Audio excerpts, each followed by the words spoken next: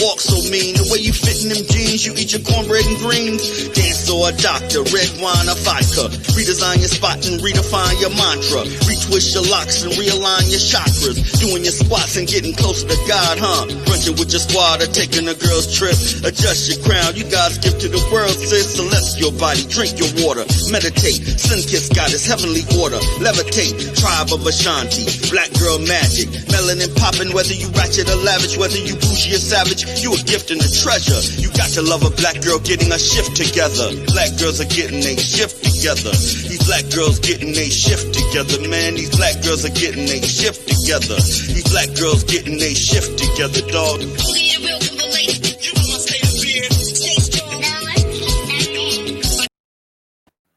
Hello, everyone. How's everyone doing today on this beautiful sunny Friday? It's pretty sunny outside. So, welcome to Black Girls Getting Their Shift Together. This is a podcast about mental health and wellness, as well as self-empowerment for Black women. I will help you chase that fire from within. I'm your host, Ursula. Each week, I'll deliver relevant topics and resources that affect our community. So remember, once we identify the problem is when we can heal. Welcome to season 2, and thank you for returning. As always, I'm extremely excited about what we have to offer. I am not going to be on long because, let's get rid of this. I'm not going to be on long today because I had the lovely author. Her name is Dorcas. She's an author of a book called Breaking the Chains, Breaking the Silence. But she's having technical difficulties. But you know what? I always believe things happen for a reason. I don't know. But she tells, oh, wait a minute. I think Dorcas is coming in right now. So we're going to let her get situated. Look how God works.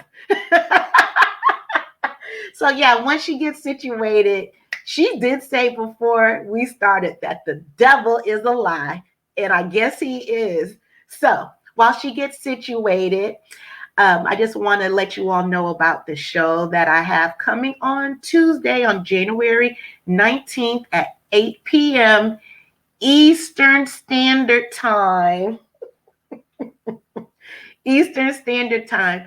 I'm going to have the authors Dana and Tanti.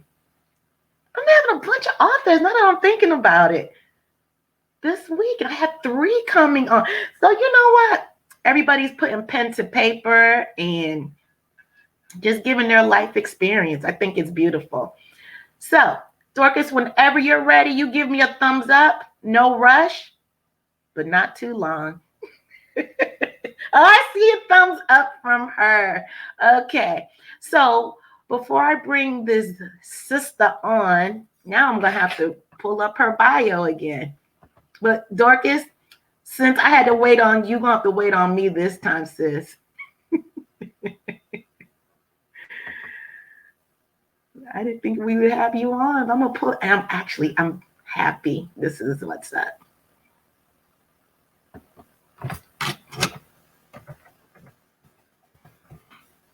It's important that I read this because I want you all to know what this sister is bringing today. But I want to give you a little info, her background. So Dorcas is a believer as well as a wife and mother of 2.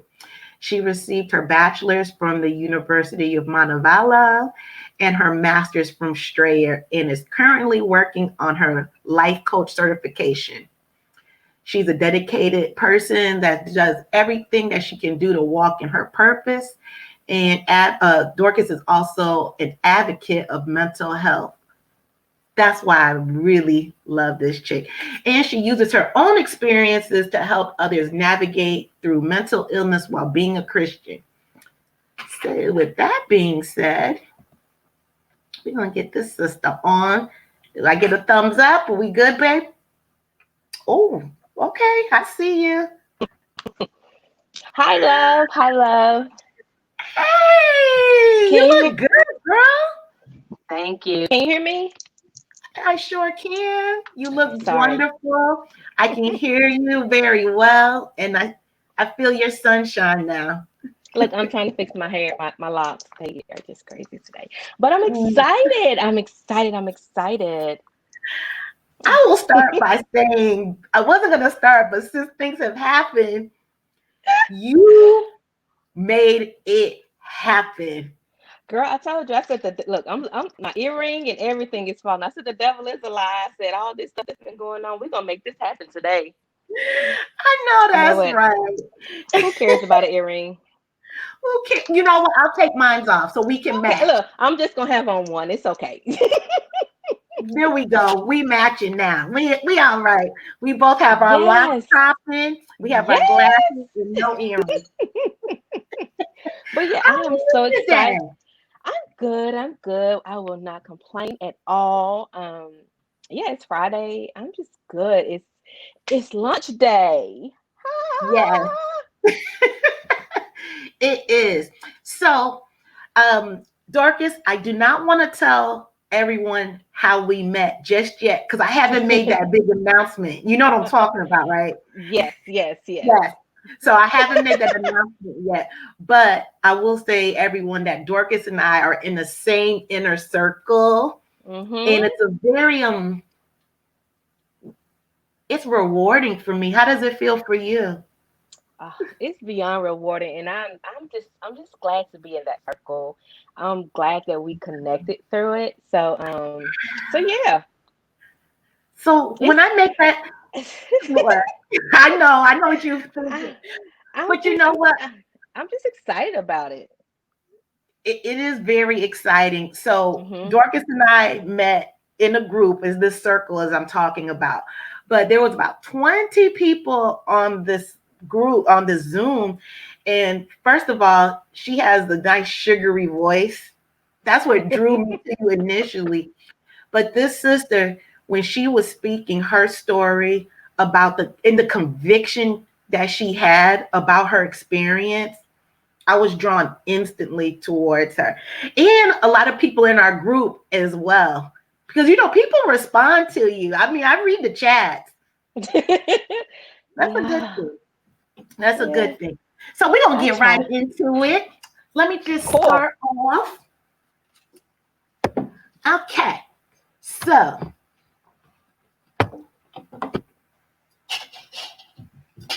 Dorcas, while I'm getting set up, why don't you tell us the name of your book? I've been telling everybody that you're an author, but tell us the name of your book and we'll start delving down. Well, my freshman book, because there will be more to come, it's entitled Breaking the Silence, Christianity and Mental Illness. I started this book back in 2019, and here we are, 2021, and finally it's being released. God has transformed this book like never before. Where I thought it was going, he Yeah. turned it. He took it another direction. Even within the last month or so, he just a couple of months, he was like, you know what, my child, there's more I need to add, so let's get it. And so I was like, okay, I'm not finished. So yeah, I'm so thankful that he has transformed it. I'm so thankful that he gave this assignment to me. It wasn't an easy assignment, I will say that, but I'm so glad that I chose to be obedient and just allow him to just use me. Like never before. I asked for that and he gave me exactly what I asked for. That's beautiful. So, can you repeat the name of the book again? It's Breaking the Silence, Christianity and Mental Illness. So, why did you name it that? So, one thing I've learned throughout life, I was one that kept everything in. And when you're a Christian and you grew up in the church and everything, people, a lot of Christians view mental illness as something that is not of God. The Bible said, do not be anxious, yada, yada, yada, this. And so, Yes. in dealing with my mental illness and with my anxiety and my depression, it was like I have been suffering in silence for so long, and Mhm. it led me deeper and deeper into depression. And I'm tired of allowing the Christian, or no, the so-called Christians or church to condemn me. So God just did a work in me, and he gave me the title because I was choosing to speak out. I was choosing to speak my truth. I was choosing not to suffer in silence anymore. And it was because I'm a Christian. Um, I realized that mental illness is not talked about in the Christian community that much because it's condemned. Like I said, people don't think it's of God. And I said, you know what? I'm a Christian, and I battle with depression and anxiety, and I'm gonna break my silence and let people know that it's okay to be a Christian and still deal with mental issues. And just tired of people not being able to walk in their truth and speak on things because they're afraid of being condemned by the church or the Christian community, and that's not of God. It is not. I was just saying this last night too on my other pod, how people in the church, you come to them with, look, this is what's going on. Okay, we're gonna pray about it. And that's one thing, with me, in the depth of my depression, I couldn't pray. I had no hope. I had no faith. And so it's okay to pray about it. Well, I know scripture. I know how to pray. But what do you do when you're at a point in your life where you feel like God has abandoned you? You feel like you don't see a way out. You feel like, you feel hopeless. And so I understand, yes, prayer is a big part of it. But one thing I wanted to just speak out is like, okay, what do I do when I can't pray? What am I supposed to do? You telling me to pray, but right now I can't pray. Right now, I have no faith. Right now, I have no hope. Right now, I'm very cursing God. So because I feel like He's doing this to me, and so Yeah. I have made it. God has brought me into my purpose through this, and using my life story, and showing people, through my story, that if God did this for me, He can do it for you. Yes, I love the Lord. Yes, I'm a Christian. Yes, I've been through that. He has brought me through it, and guess what? If He did it for me, He can do it for you. So it's time out for us. It's time out for the silence. It's time out for us, imploding. It's time out for us allowing the Christian community to use and it's not all of all Christians, but using the Bible to their own advantage, or you only taking parts of the scripture and you know molding it to fit what their beliefs are, and not really diving into and seeking the understanding from God and not what you think it is supposed to mean. Right. I have an issue with two things I want to say. One, when I had suffered my bouts with depression, I never felt that God had abandoned me. However, I didn't feel anything, which isn't good either. I literally felt flatline. Hmm. And I knew how to cover it up. Yes, yes, yes. And that's the thing. I equate it to, you have these, and sometimes depression, like I said, it's genetic, and sometimes it's because of life's traumas and not dealing with them. But I always look at it as if you have this open wound and you continuously cover it up with this band-aid. Yeah. Every time the band-aid gets worn out, raggedy, ugly, you take it off or it falls off and you put another band-aid back on it. So you're not really treating the underlying issue, which is this open wound. And so what you have to do, you have to expose it. And that's what breaking your silence is. You have to expose it, and you have to go through the pain of allowing it to heal from the inside out. Because at this point, all this covering up, you keep patching it back up, you keep putting this band-aid on it, infection has started to fester, and now you have to deal with this thing. You can't deal with it on the surface level. You have to deal with it on a spiritual and internal level from the inside out. So that's the thing. We can't cover it up anymore, because eventually that whatever you're covering it with, it's gonna have to come off. And either you can choose to just take it off and deal with it, or God is going to force you to deal with it, especially if you want to walk in your purpose, you want to walk in your truth, and you want to walk into your destiny. That's it. That was so perfectly said, especially with the analogy about the wound on the foot, on the leg, because you just let it stay there. Your leg may just fall off. Yes, and I think about it as if after a while that wound is going to get infected and it's becomes septic, and when it becomes septic, it moves to other parts of your body, moves to your bloodstream, and here you are. You are ill from that one wound that you did not address and that you continuously covered up. Now it has affected your entire body. It has affected your entire existence. So it's in the best interest of yourself to just, what, I'm just gonna pull this thing back and let it breathe and expose it and let it Clean it heal. out. Clean it Yes, out. yes, Yeah. yes, yes, yes, yes, yes. And rip that band-aid off. Just rip it Mm, off. If anybody who's listening, I see people are coming in. If you have questions for Dorcas or myself, just write them in the comments, would be great. Say hello to us. We took some time out on this Friday. We could have been on the beach somewhere, right? But we here. the beach. That's where my head and heart is right now. But going forward, we're going to talk about the depression a little more, but go into the suicide part, just your thoughts on it. But if anybody is listening, just know that this could be a trigger warning for you all. I don't know who all is listening, but this can be triggering what we're going to continue to talk about. So with Dorcas's permission, she's allowed me to ask some questions, and I respect your transparency, sis. And that's the only way. I think your transparency is what brings about the healing. Because if you don't put it all on the table, that means you still have mess that you're covering up. And so that mess that you're covering up is going to come back. So it's best if you just be transparent, put it all on the table, because at the end of the day, who cares what other people say? God is the only person who can judge you. And so that's where the space I'm in. God is the only person who can judge me. And so I'm going to put it all out on the table. It was hard. But you have to be transparent. People, they can sense your transparency. They can sense your authenticity.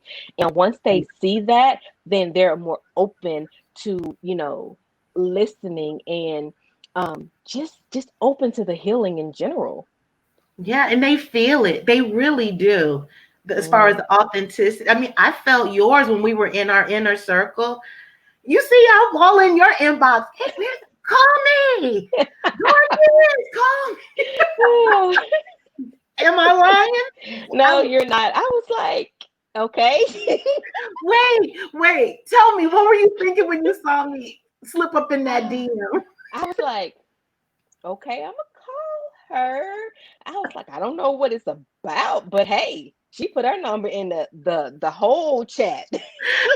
I did. I was like, so evidently it's important. So let me just call her up when we get off the Zoom call, because homegirl put her and all her business in that chat for me to call her. We have people everywhere. Where's that guy? He called from Greece. We have people from Virginia.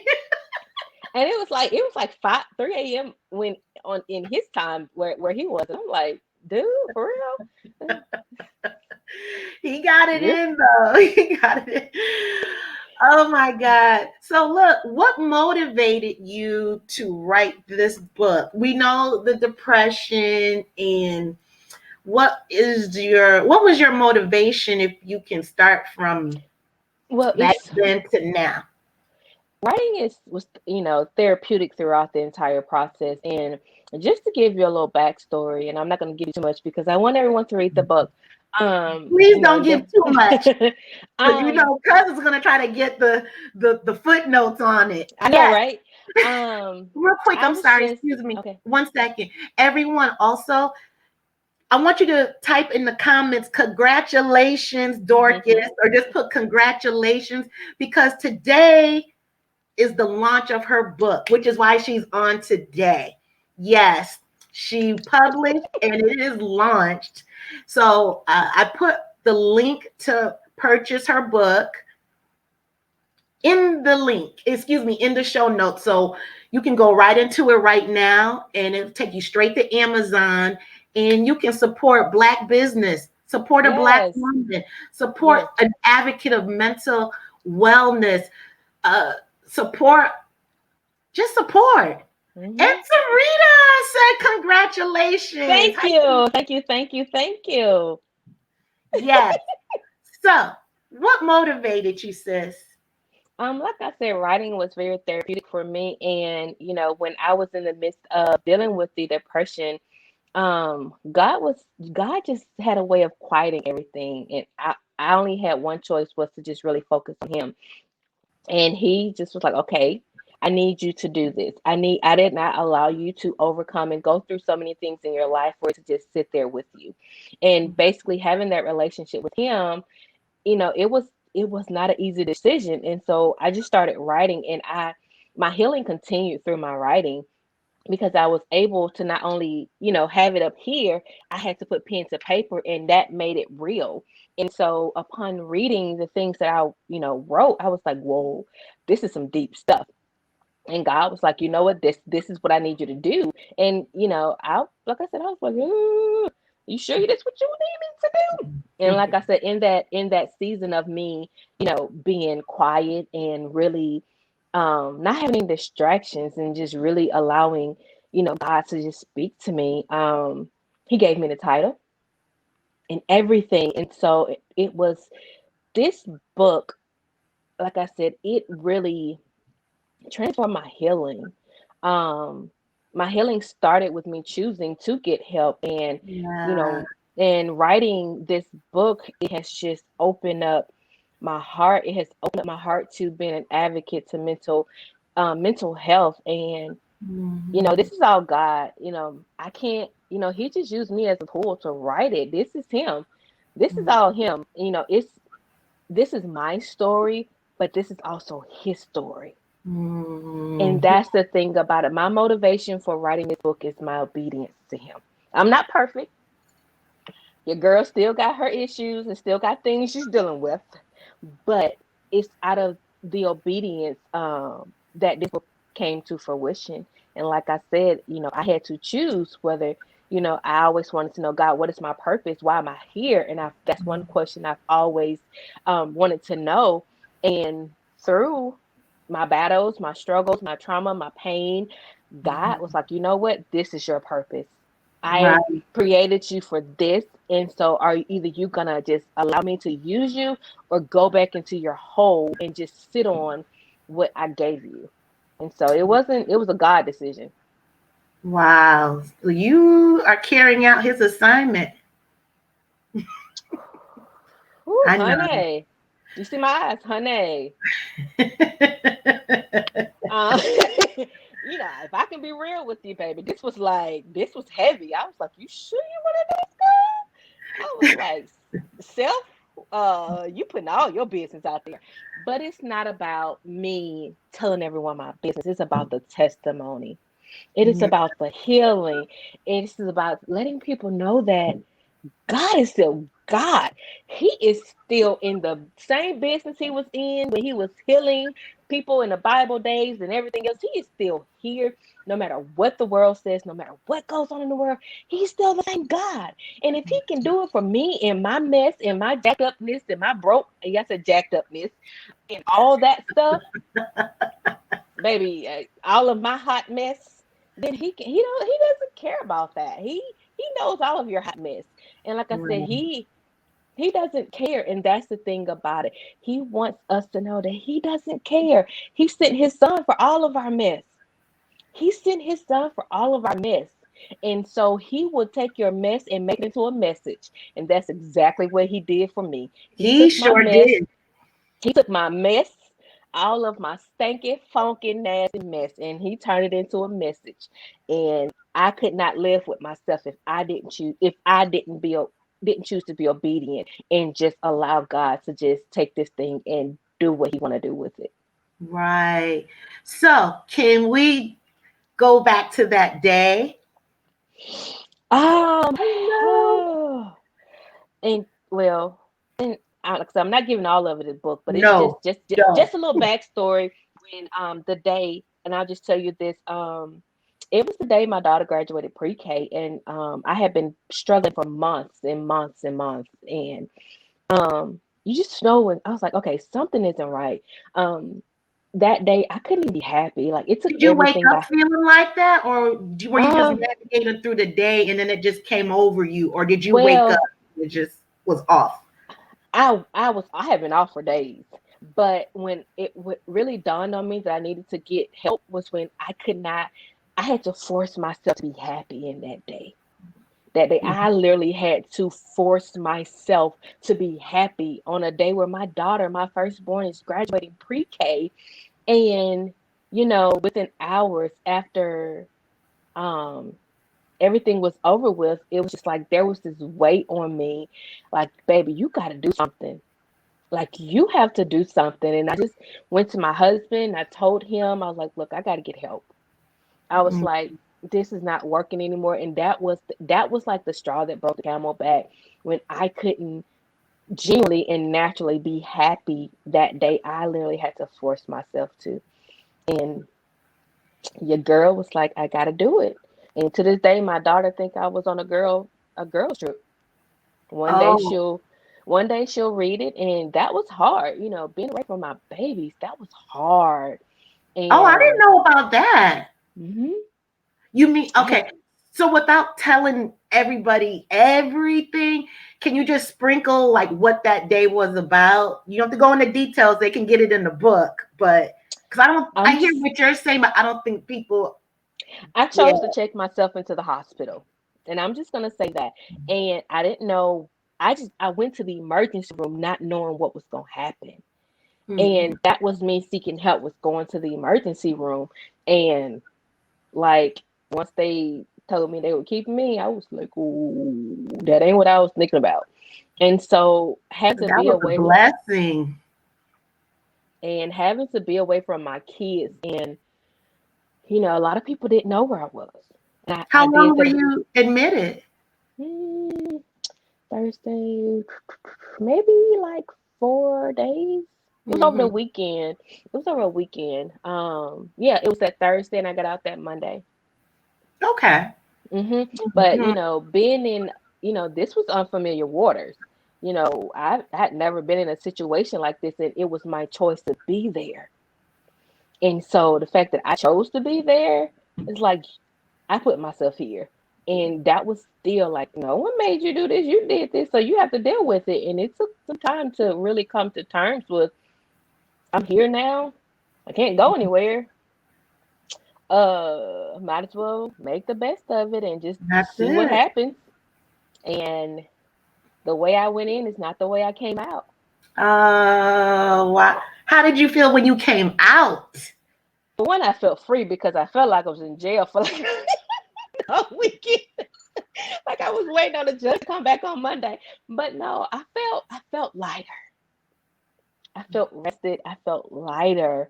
And I really can't put it into words. I went in crying and sad and depressed and down and just heavy and just this darkness over me. I came out with a glow, an internal glow. And so and Mhm. that glow has just gotten brighter and brighter. And like I said, I still have my Yeah. days, but in my healing, I choose to control those days and not let the days control me.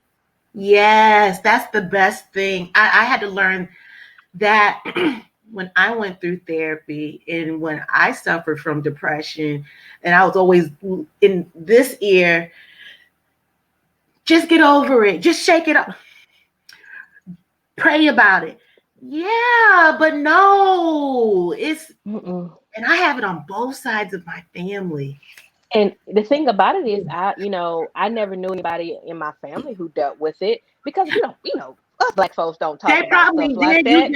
that. They probably did. They just never told you. But I'm sure with your eyes and your soul now, you can see it. I know I can. They don't have to tell me shit.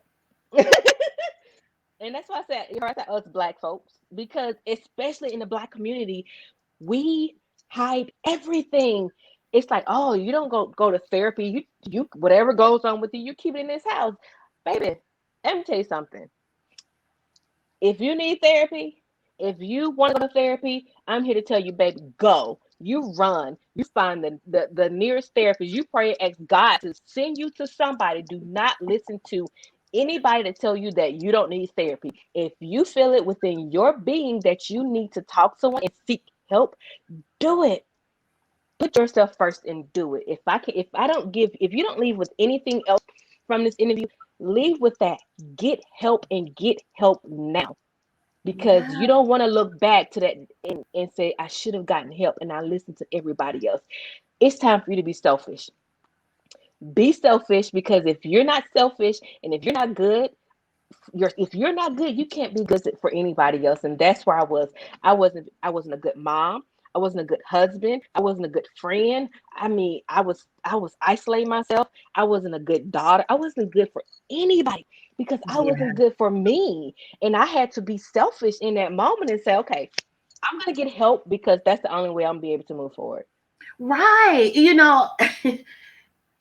It gets to a point where you get sick or tired of being sick You're and sick and tired. tired. And then you're on that emotional hamster wheel that's Mm-hmm. going nowhere fast. And then you're in an emotional quicksand and you're just Mm-hmm. grabbing that thing, you're grabbing that sex, you're grabbing, trying to save, you grabbing that good sex, grabbing alcohol, grabbing clubs, And no, and grab and that's one yourself. thing. And Mm, like I said, I told you I'm gonna share an excerpt from the book, and you know please do. what you're saying is something that you will read, that you will hear in me reading this. And so yeah, and what you just said, you're grabbing everything else to try to fill that void.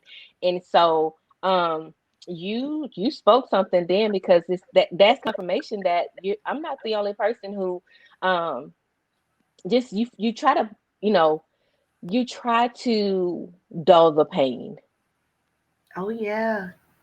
And And it can so be fun, but after a yeah, while, actually, it can be hella fun. yeah, And it can it can go on feel. for about a 3-year run. But guess what? Go on a 10-year run, a 30-year run.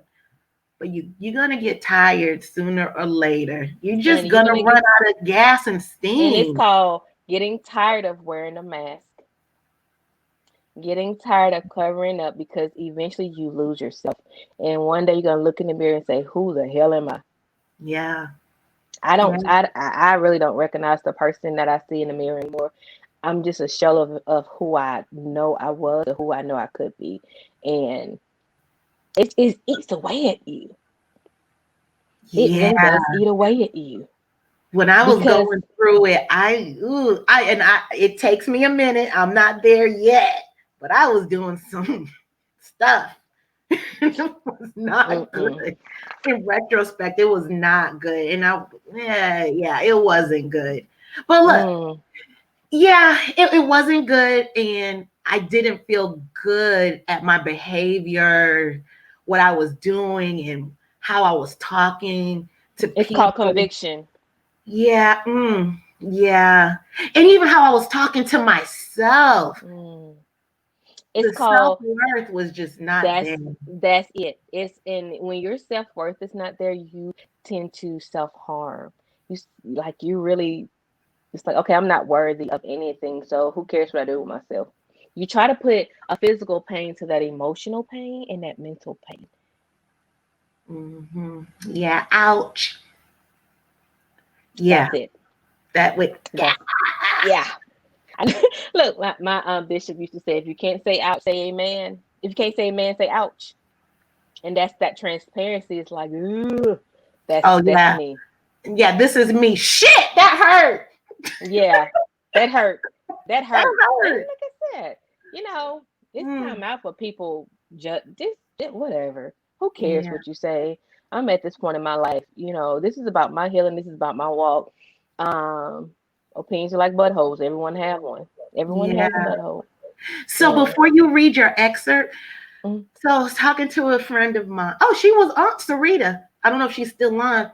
And I learned this term from her about maybe a month ago now. And every time you talk, I just hear it. Toxic shame. And And there's a chapter in my book that's called SPF, Shame, Pride, and Fear. oh, so yeah, that, you know what? And I'm gonna add your book since it was just released today. But when I purchase it, I'm gonna definitely go straight to that chapter, because the toxic shame had prevented me from sharing a lot of things, even now. You But have to address it. That's before yeah, any healing can take place. You have to address the shame, pride, and the fear. that's what And you like said. in my book, I say, SPF prevents physical harm. Well, SPF, shame, pride, and fear prevents spiritual healing. Mm, yeah. Ouch. Shit, that hurt. Speaking of your Yeah. book, let's hear an excerpt from your book. Okay, I am going to read from the chapter entitled Acknowledgement and Acceptance, in which is big. As far back as I can remember, I have wanted so badly for the pain to go away and to get over the trauma of my past. However, no matter how much I desired these things, I had to take two important steps before I could start the healing. The first step was acknowledgement. In this step, you have to acknowledge the source of your pain. This step gives you the opportunity to take back your power. You have to give your pain a name, and that means acknowledging every person that hurt you. You have to acknowledge that you might be feeling hopeless and are possibly questioning your faith. However, in reality, you are not hopeless because God is still within you. God has helped me through the most difficult part, but my journey is not over. As others have supported me, I want to support you, pray with you, and show you that you are not alone in this fight. Now, I have to tell you that the journey will not be easy. You will have to step completely out of your comfort zone and acknowledge that you are lost, broken, and hurt. Acknowledge those who hurt you so that you can take your power back. Acknowledge that you are hopeless and questioning your faith. However, in reality, um, you are not hopeless because God is within you, but at the time you don't feel his presence. You will have to acknowledge that you can't see a way out and you want to end it all. Now, acknowledgement is easy, it's the easy part, but you also have to accept that you acknowledge those things, and that was extremely hard for me to do. The acceptance of everything that happened was about me living and walking in my truth. For me, I had to accept that I was broken and that I could no longer make it on my own. I had to accept that my mother leaving me caused more problems than I was ready to acknowledge. I had to accept that I was touched inappropriately as a child and exposed to things that a young child should never have to experience. I also had to accept that this exposure eventually led to a premature curiosity of sex, and honestly, I felt as if I didn't have anyone to talk about it. Therefore, the only safe way I knew to satisfy my curiosity was through pornography. This eventually led to my addiction to pornography. Just like any other addict, I used sex to dull the pain, even if it was only for a little while. It wasn't until I acknowledged and accepted this addiction that I was able to heal. I tried for years to stop, but as soon as something reminded me of my hurt, I went back to the pornography. I was a struggling addict. In addition, I had to accept that I blamed myself for the pain that I deserved it. I had to accept that I hated myself, which resulted in self-harm both mentally and physically. Most importantly, I had to accept that in order for me to heal, I had to forgive them and most importantly, myself. So you see, acceptance is the hard part, but healing will not and cannot begin until you accept and walk in your truth. Ooh. Now, I have to make something clear. Your acknowledgement and acceptance is not so much about the person who caused the harm, but about your healing. You have to switch your focus because as long as you continue to make it about them, they will continue to have power over you. For example, the actions of my mother had so much power over me that it affected my self worth. As a result, I felt unworthy and useless. I felt like I wasn't worthy of happiness, so I sabotaged relationships. If it wasn't for the process of acknowledgement and acceptance and healing, I would not have had the courage to write this book and expose it all to the world so that the world could heal, which was not what I was used to. So, in order to accept this assignment from God, I had to put my shame, pride, and fear to the side and walk in obedience. My obedience required me to show all of me to the world, my struggles, my hurt, my pain, and most importantly, my healing. While in the midst of all of this, God reminded me that this assignment was bigger than me, and God needed to use me like never before, because He wants us to live in the abundance of Him and not in the condemnation of our pain. Now, I had the choice to run back to my comfort zone because the weight of this assignment was real, and I mean big real. However, I remembered that diamonds are formed under pressure and that they are one of God's greatest creations. I remember 1 Corinthians 10 and 13. God is faithful. He will not let you be tempted beyond what you can bear. God knows how strong we are and how much we can bear. So just trust that you can and will overcome it all. Yes. Mm. Sis. You know what? I want to go on to finish this chapter. Accepting this assignment also meant that I had to choose to step outside of my comfort zone, which was my protection. I had built a wall around my comfort zone because it was a place where I could hide my pain from the world and keep others from hurting me. It was also a place where I could hide my desire to be wanted and validated. You see, at the age of 2, my mother moved away and left me with my grandparents. As a small child, I felt that she left because she didn't want me. As a result, I grew up wanting to prove to others that I was good enough for them to want me in their lives. I felt as if I had to be almost perfect or else they would see my brokenness. How others viewed me was at one point the most important thing in my life. I would always try to be an overachiever because I thought my worth was measured by how much I accomplished. I was also determined my worth by the number of people who wanted me in their lives, so much so that I would go out of my way to make myself look desirable or buy them gifts to win their friendship. I was so consumed with trying to prove my worth that I was unable to see how detrimental this was to my health. I was so caught up in this dysfunctional web that I didn't realize that the pressure of it all was killing me. In fact, it almost did. The fact that I almost ended it all is the exact reason why I chose to accept this assignment from God and walk in my purpose. I do not want anyone else to take their own life because they feel like they are in this fight alone. I want to let the world know that if I can make it, so can you. I want my testimony to save a life, even if it's just one. I want to share my testimony because the test opened the door to my destiny, which is exactly why testimonies are so important to the kingdom of God. Your testimony is a way of reminding others of God's power. So here I am, stepping outside of fear and sharing my testimony with the world. A testimony that stemmed from years of testing. Some tests were easy breezy and some almost took me out. Either way, I survived so that I could share my story. God sent me to support you and share the tools you will need along your journey of healing. All I ask is that you allow God to lead you because it is not a coincidence that you are reading this book during this time of your life. Girl, I'm And proud that's of just you. and that's just chapter one.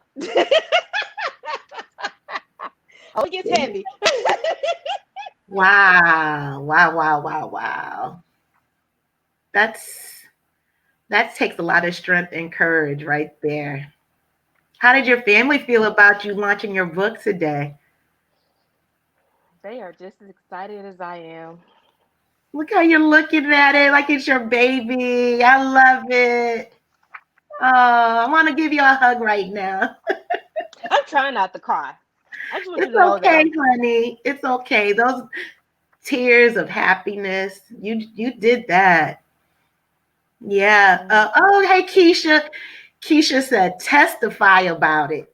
Kelly and said, speak your truth, sis. and also within the book there are journal pages Hmm. because, like I said, writing was therapeutic for me, and there are questions that I ask as questions of reflection. I want people to really think about things, and I feel like sometimes you can read a book and be like, dang, I wish I had something to write on. And instead of taking notes on a sheet of paper that you may lose, you get to take notes within the book, and so you can go back and reflect on where you were, and then how far you have come. I And so love you. that was one thing that God really did want me to include in the book, are the journal pages. But whoo, child, So let me ask you this. How did you feel when Amazon sent you that link and like, here it is? I was like, girl, you sure you don't want to unpublish this? If I'm being real, I was like, girl, look, you sure you want to publish this book? Because once it's out there, and they finna know all your business. But I was like, Yep, I do, because if I don't hit publish, I could not live with myself. And I knew if I didn't publish it, I would most likely end up in that dark place again, because I chose to ignore my assignment. I chose to ignore my purpose. I chose to ignore my destiny. And I'm be honest, your girl probably would have took herself out. Yeah. So it was a life choice. God bless it. Let me tell you, all the congratulations are pouring in. Congrats on your book. Oh, Kelly said, go ahead and cry, Kay. No, I'm not gonna cry, Kelly, because I have an ugly cry, and I'm not about to be looking like Rudolph the Red-Nosed Reindeer. Wait, let me tell, girl, let me take my glasses off for this. Some of these subjects that I have when I have guests come on, I don't mind crying, but That yeah, lump is right there. That lump right there. I'm gonna tell you right now. That lump is right there, and I'm like, and I have an ugly cry. My crying is not cute, and like my, it is not. So most of the time, I'm holding it in because you're right. Once it's out there, the contortion face is something else. So I may cry when I get out this call. I may cry, but and I almost got choked up one time. I was like, get it together. you got it But, together. Got it but together. yeah, it's a lot of tears have come. There are certain chapters that are still hard for me to read, not because it's not so much of the shame anymore. It's the fact that this is where I was, and I think about where I am now and how God has just transformed your girl. And one thing I always say is sometimes God have to break us in order to put us back together as the masterpiece He intended for us to be. A lot of times we put pieces in our puzzle that weren't meant to be there. We try to force them to fit, and sometimes we even get a little super glue and glue them together because they won't fit. And Oh, I know how so to do that very well. I have my and Gorilla so. Glue, and I Mhm. will have a circle, and I will force a square in that circle. I have done this. Let me say And that. so what God will do, He will completely break it, because He knows that the only way He can put the puzzle back together is if He break it and get rid of everything that wasn't supposed to be there, that we forced to be there. And so, baby Mm, girl, baby girl, son, He has to break you. There's yeah. gonna be more pain. There's gonna be more crying, and just like that open wound, they got to put the alcohol on it and burn that infection out. So yes, you're gonna Or cry better some more. yet, I'm a little older than you, but back in the day, we had this. It was this liquid that you will put on scrapes and wounds, and it was bright red. I forgot the name of it. That stuff was worse I than it was the iodine. No, it was one no. iodine. This was bright red, Oh, bright red. I know. I'm showing my age now. That liquid was worse than alcohol and fire, mm, and that's how it feels on a wound when you're trying to heal it. You got to pour that red liquid. I forgot the name of it. If you all know the name, put it in the comments. But you just got to do it. I was hitting rock bottom, and I was like, shit. Let me take my ass to therapy because this is not and how life should be. it's Yeah, not. And it you was, know. and it even through therapy, like other things that I didn't know I was struggling with, they came out. But like I said, that one day when I was sitting in my therapist chair and I had that aha moment, and I would go into therapy. Okay, I'm good. I'm not gonna cry. Something else come up and your girl is boo-hooing. But I sat there and I was quiet, and that light bulb went off. My therapist was like, "What was that?" I was like, "I finally realized that I'm worthy." See, whoo! That's some good stuff. I That's some finally good. realized that I'm worthy, and it was in that moment that I knew I had purpose. Mm, And that was that moment for me. And so I look, like I said, I still get choked up because for 33 years, um, I felt like I was worthless. mm. And I'll be 35 at the end of this month. And so, yeah, over the last not even 2 years, because that was in the summer of 2019. And so Oh, I, wow. hmm so Whew. I honestly thought my purpose on this earth was for me to be in pain. Mm. And I thought that was all I was worthy of. And that's why I said I sabotage relationships. Because I Oh, thought me too. I thought they deserved better than me. I thought I didn't have anything to bring to the table. And Mhm. so, for me to realize that I'm worthy, I'm not worthless. God did not make me just to exist. And so he is the author of time, and he doesn't care if you're 50, if you're 25, if you're 60. You just have to allow him to work. And that means stepping out of your own way and just being real and walking in your truth, and just realizing that you have to put in the work to get to where you need to be. And I had to put in the work. Me And checking for my others, excuse me, when Dorcas, I'm gonna speak for you. Tell me if you disagree. Putting in the work means putting in the self inner work. I'm not talking strictly just pray about it and just mm, no, mm-mm. no. You put in the inner work, whether you go to see a coach, a therapist, Therapist, a psychiatrist, psychiatrist, baby. Sometimes psychologist. sometimes you got to get those prescriptions, because it's a chemical imbalance. And that's the thing about depression and anxiety, is a chemical imbalance. And so I had to address the mental illness before I could address the spiritual illness, because I was out of source, because I was dealing with depression and anxiety. It distorted everything else, so I couldn't see clearly. I couldn't My vision was distorted. It was clouded by the depression and the anxiety. So that's why I felt like I was hopeless and I was faithless. So I had to deal with that first. And once But do that was you know clear, when you have anxiety, and I've read this before, anxiety and suffer with depression, that you actually get what do they call it? Mental fog. mhm, Literally, mental fog. You forget, your memory is horrible. You just everything is clouded. Everything. everything is clouded. Oh, And so, so not good. and I love your promotional video. People think depression looks like, oh, I'm crying, I'm sad. But guess what? Like you said, those girls that were out there dancing and laughing, that they could be suffering from depression. And that's why I tell people, it doesn't hurt to smile. It doesn't hurt to be nice to somebody, because you never know, that smile may be the reason why they choose not to commit suicide. Ooh, damn. And that's the reality of it. Mm-hmm. Because that smile to them means that somebody do care. Mm-hmm.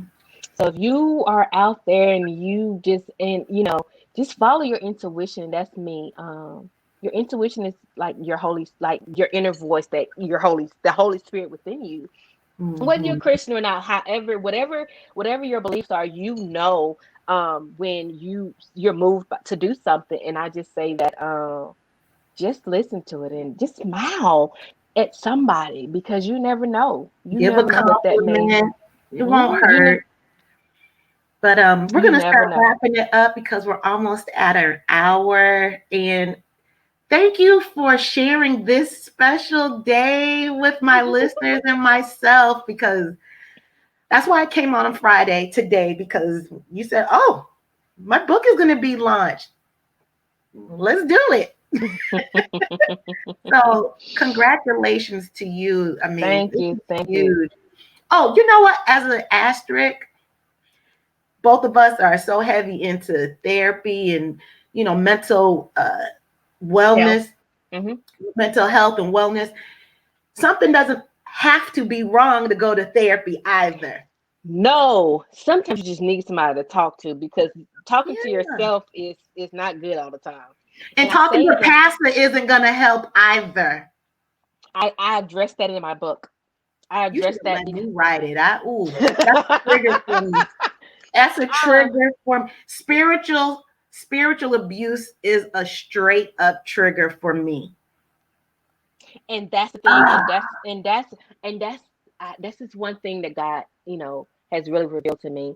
He is tired, of his children hurting. He's tired of his children being led astray by the church.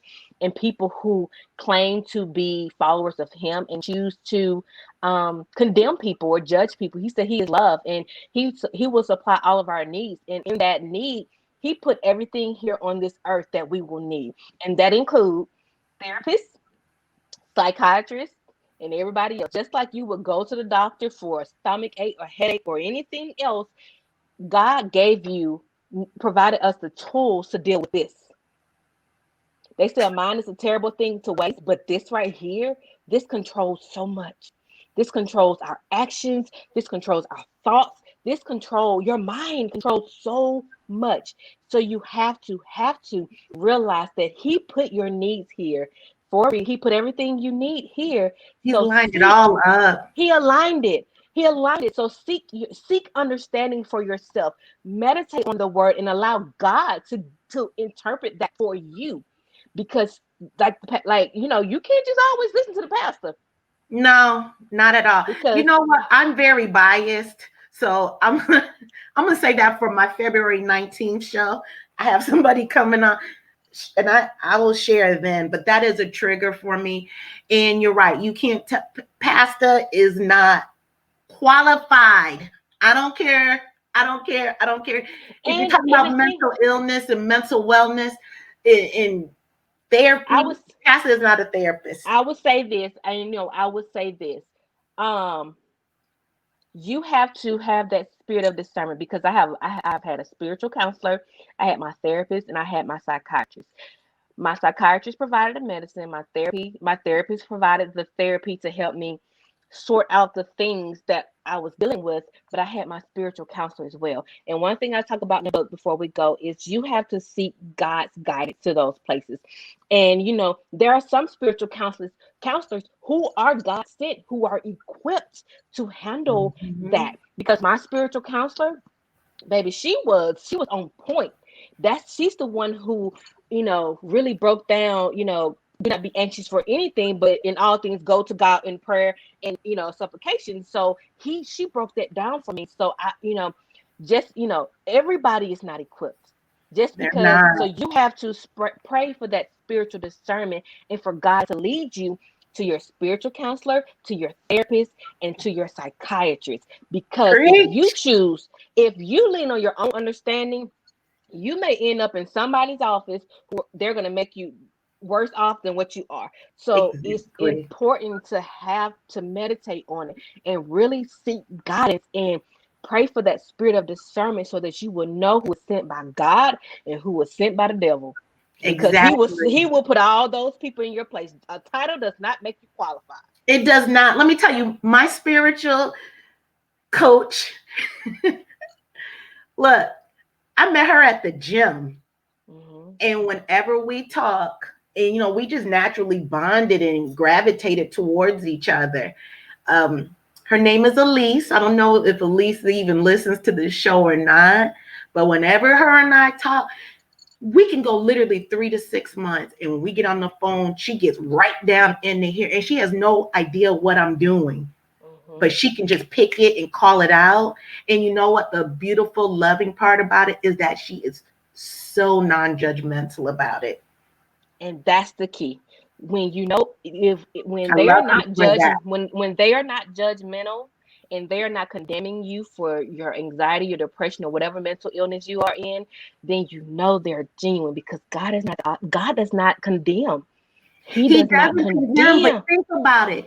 You think, and you know what? I know anybody listening to this now or later on, think about how many back in the day when we're young and you get pregnant, sister girl gets pregnant, and then they put her in front of the church to confess. Have you seen that? Because I have. Okay. I know someone that happened to. It never happened in my church, but that is not of God, and that's one thing.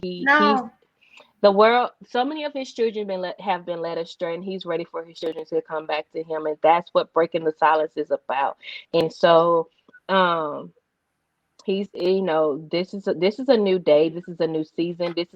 This is a new thing, and so it's time out for doing things like we used to do. And like I said, God is ready for His children to heal and come back to Him, because they've been led astray by so many people who are leaning on their own understanding and not really seeking Him and giving the guidance that God has given them to give to His flock. So, yeah. So I I hope you want enjoy the everyone to book. take a look at this book cover so you know what it looks like when you get it on Shout Amazon. out. I have to shout out my photographer, Preston Suggs. Uh what I can't, oh my god, top two, not two, I just had a brain fog. But anyway, look him up on social media, Preston Suggs. He captured the essence of everything that I wanted for this book. And when I saw the picture, I literally said, that's it. I cried. And so I have to shout out him for this beautiful, beautiful, beautiful cover photo. Well, he did a great job. So we're going to end things now. Thank you so much for coming on. And again, congratulations. You did that, boo-boo. You did that. Proud of you. Thanks for having me. And anytime you need me, you know how to find me. I sure do. Oh, what this was juicy. And my website is from darkness, the number 2, hope.com. And that's from darkness to hope, the number 2.com. And I will put that in the show notes so people can go to your website as well as your book link. Sounds good? Sounds good. Good. Everyone, thank you for joining me this week in Black Girls Getting Their Shift Together. Make sure you visit my pod under the same name. And my podcast is on all platforms and social media. And don't forget to check out my YouTube channel. So make sure to subscribe. And I don't want you to miss anything that I'm putting out there. I give myself some credit. I've been putting out some good content because it's helping me. It's for me and it's for everyone. It's all of us. I always learn something new, always. So if anything made your soul vibrate today, which it made mine vibrate, share this pod info and tell 2 friends about the show. And be sure to tune in next Tuesday at 8 p.m. Eastern Standard Time. And we're going to have, Eastern Standard Time. Because we don't want any mix-ups, because I know. my next guest, they're coming from Texas. So they're Central Standard Time also. But girl, we made that happen today. You stay on. I'm going to log everyone out of this, but you stay on, okay? Okay. Take care, everyone, and I will see you next Tuesday.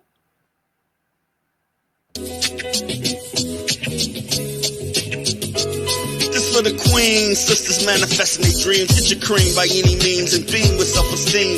Beauty supreme and Buddha walk so mean. The way you fit in them jeans, you eat your cornbread and greens. Dance or a doctor, red wine or vodka. Redesign your spot and redefine your mantra. Retwist your locks and realign your chakras. Doing your squats and getting closer to God, huh? Crunching with your squad or taking a girl's trip. Adjust your crown, you guys give to the